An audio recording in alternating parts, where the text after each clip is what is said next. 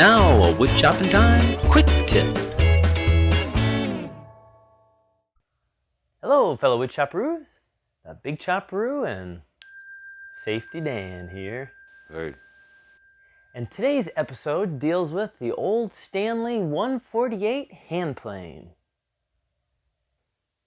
Recently, I was hired to repair a small section of a wooden floor. Now the floor, well, it was just your basic knotty pine with a tongue and groove construction. Now I could set up my router with a matching set of bits to do this, but because it's so small, I'll just reach for my trusty hand plane, which is quieter and makes shavings instead of dust.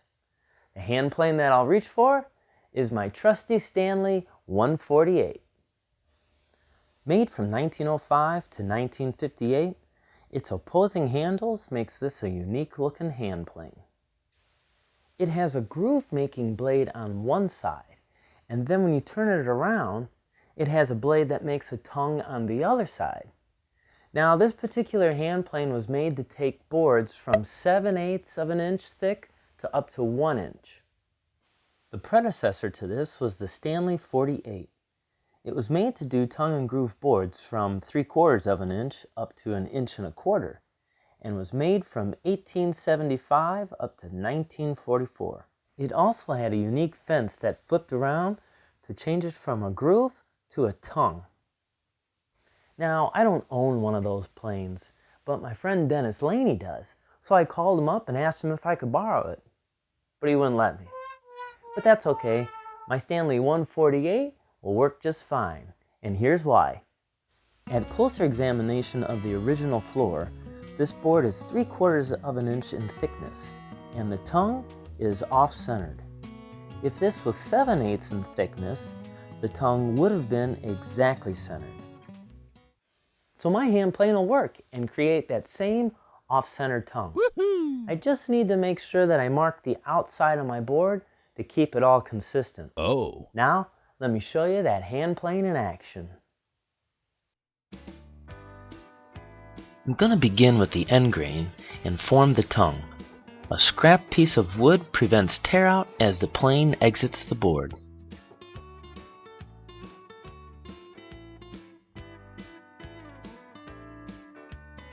I've now flipped the board end for end, and I'll do the same with the scrap piece of wood and form the groove.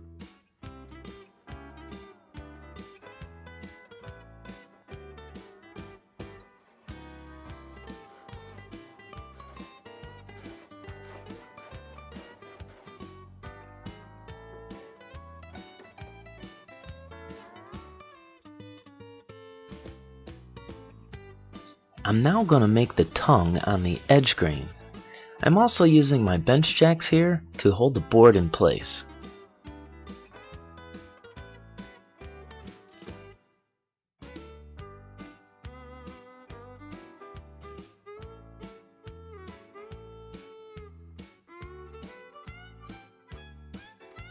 With a few passes, the tongue is made, and then I'll flip the board over and turn the plane around to plow the groove.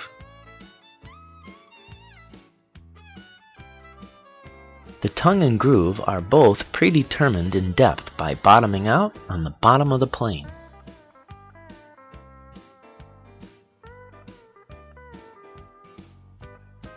And it's as simple as that. You've just made a tongue and groove board. A note of interest here, on the bottom of the original board, it had these wide grooves in it. Now, I thought this was made for possible airflow to help prevent warping or cupping, but what I found out was it was just a way for the board to have fewer contact points, whether it be the subfloor or the joist, making for a flatter surface. Well, that's our episode today featuring the Stanley 148. Here, I got you something. What? Wow, a Stanley 48? Where'd you get this? Let's just say I found it.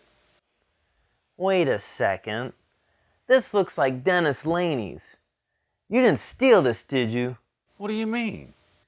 I mean, as in Article RCW 9A 56-140 define stolen property as knowingly to receive, retain, possess, conceal, dispose of a stolen item, property, knowing it has been stolen, and to withhold the same to the use of any persons other than the true owner or persons entitled thereto. No, I prefer to say I indefinitely borrowed it. Oh no, I want nothing to do with that. Take it back.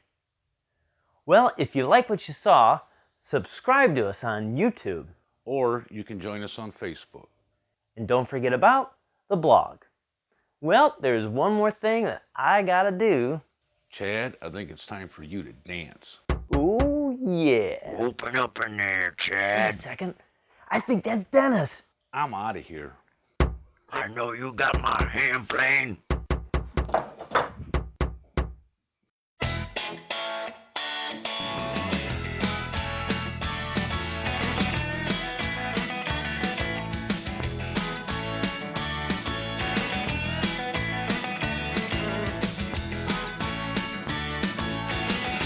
Support for this program provided by